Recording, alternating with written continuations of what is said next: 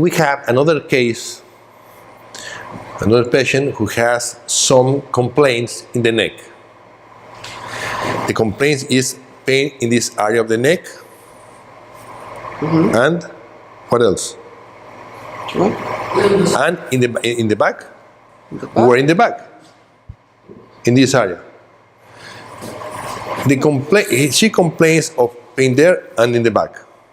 Now, visual scanning to see what muscles are weak in the clear. Please move your head to the left. Head. This way. Okay, do it. Now to the right. We can see to the right we have a limited range of motion. Up, down. Flexion and extension are not so bad. Just the right rotation is limited. Lateral side, again, lateral. Back, again, back.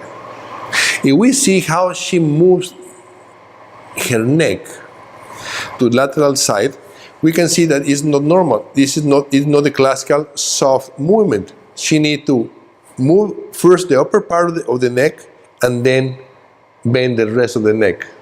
This is the movement. Normally, the patient needs to move soft. In this case, is in 2 steps. Okay, do it. In both sides.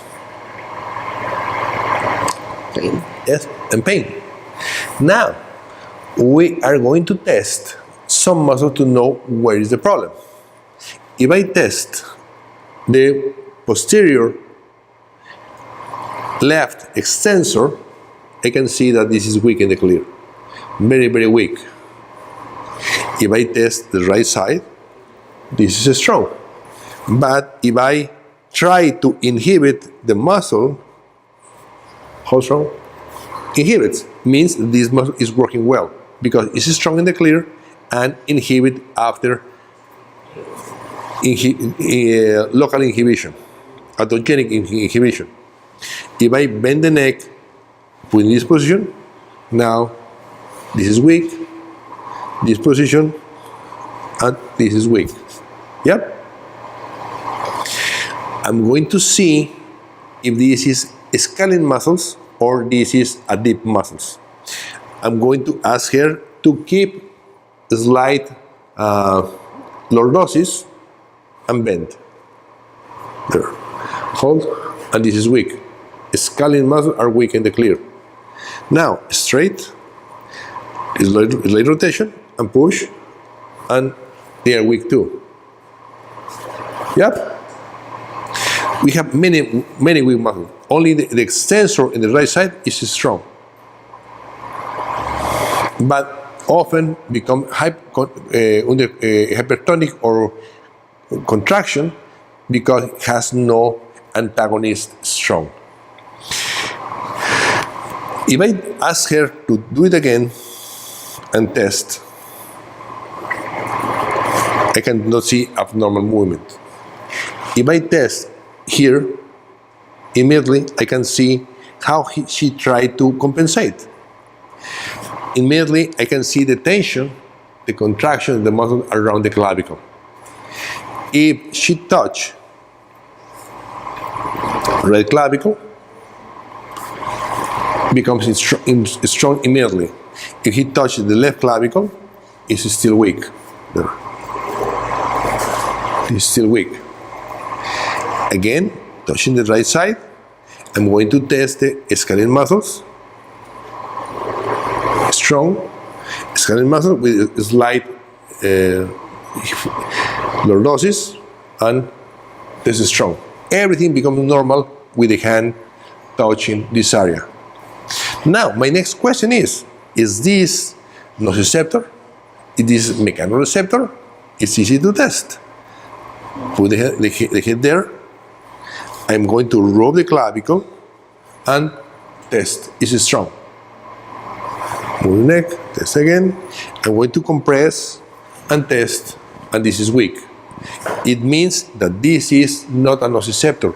This is a mechanoreceptor. Now, how can I know what kind of receptor is? Easy, because I'm going to ask her to compress any tendon, hold strong, is strong, and I'm going to rub first, no, hold strong, strong, nothing happens. If I create a vibration, hold, it's strong. If I stretch the ligament between the clavicle and the sternum, immediately inhibits. Compress, release, still inhibits, is Golgi. I don't need any more. Here the compression of the tendon. And one stimulus, keep it strong. Double stimulus inhibits. It means this is the primary. And is the primary priority, is the most important problem for this dysfunction. Now, what is the opposite? If I compress twice, inhibits, because it's primary. Twice, 1 second, and compress again, it's still weak. Twice, and compress again, and keep compression, now, keep strong. It means that this is a Golgi, like main problem, main primary dysfunction, but the associated or the compensatory dysfunction is going to be a Pacini, deep pressure. To know where is the deep pressure, I'm going to ask her just to touch, don't compress, just to touch. Is it strong? And I'm going to rub different areas to decrease the signal of the compensatory receptor that will increase the dysfunction of the primary. And when I rub here, inhibits immediately. It means that this is a Pacini. I'm going to stretch first this one, the tendon reflex, to create a very simple dysfunction, only one primary and only one secondary. And again, I'm going to rub the same place and inhibit again. This is the main secondary, the main compensatory. To treat the dysfunction, it's simple. Just stretch the Golgi and compress the Pacini and the tendon reflex. Now, I fix both dysfunctional receptors. If I test here, I compress twice, and now nothing happens. Keeps strong.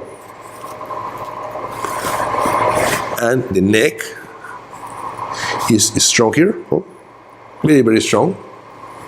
Skeletal muscles are very, very strong, and the other side is strong. Move your neck to me. Rotate the head.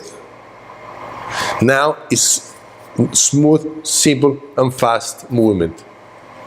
This is PDTR, is so fast. Thank you.